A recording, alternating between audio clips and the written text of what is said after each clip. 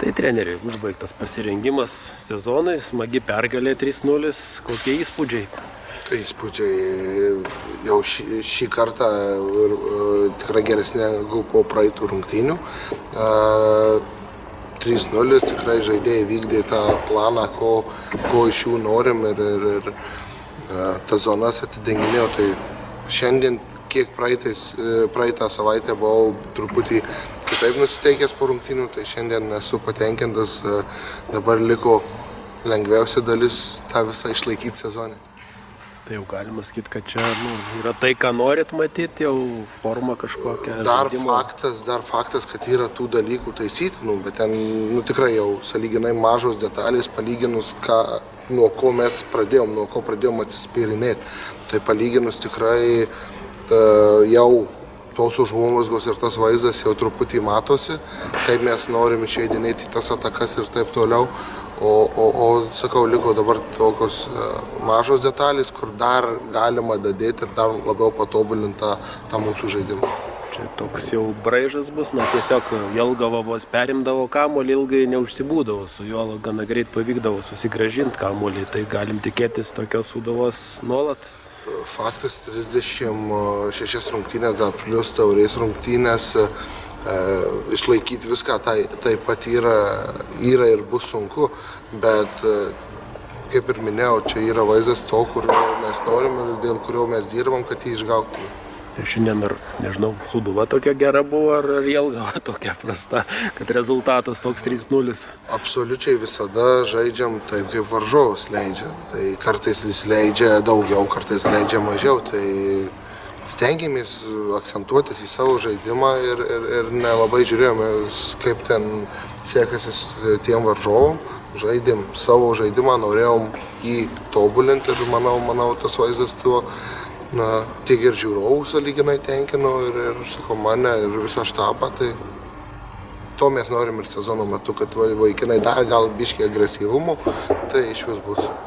Manau, starto sudėty visiems turėjau kilt klaustukas, Justas Česnavičius dešiniam krašte vietoj Burbos, kai vis tai iki tol žaidė puolėjų, Maksimas Pirogovas ant suolo, čia dar eksperimentuojat, ieškot pozicijų, kaip ar klaidinat Mindaugą Čiapą?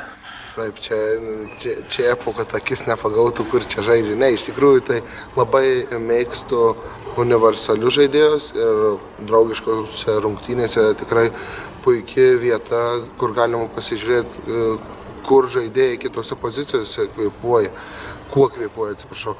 Tai čia toksai dalykas realiai pasižiūrėjimui, bet vėl įmušį į vartį, vadinasi, gali žaisti ir dešinėje, tai žiūrėsim kaip sezono metu, kur reikės ten ir žais, manau, sakau, labai patinka ir mes turim tikrai labai universalius žaidėjus, kur kiekvienas gali per kelias pozicijas žaisti ir jokių problemų nemato. Na ir kaip bebūtų po savaitės, jau tos pirmos oficialios rungtynės, penktadienį Šiauliai, galit pasakyti jau kažkokį įspūdį apie Šiaulių komandą, kaip žaidžia, ko tikėtis?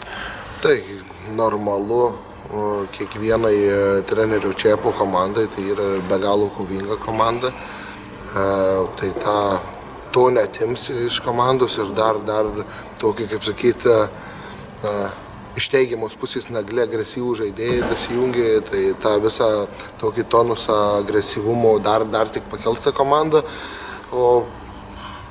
manau, tikrai nuo praeitų metų dar didesnė kokybė, o jau praeitais metais matėm, kad ta komanda gali žaisti su bet kuo. Taip turėjau kažkokią atkarpą, bet tikrai treneris Čiapas toje organizacijoje yra padaręs nežmonišką darbą ir tas plika akim yra matoma. Ir sakau, laukia labai kieta kova, jeigu mes ateisim minkštai į aikštę, ypač dar savo namų arenoje, tai suvalgysi, spjaus ir neliks nieko. Bet nepaisant to tikslas? Tai kaip visada, eiti ir laimėti. Nėra ko, jeigu pamatysiu pažaidėjus, kad pagalvoja ar bent užsimano, kad lygiom sužais, tai geriau B komandą tada leisti.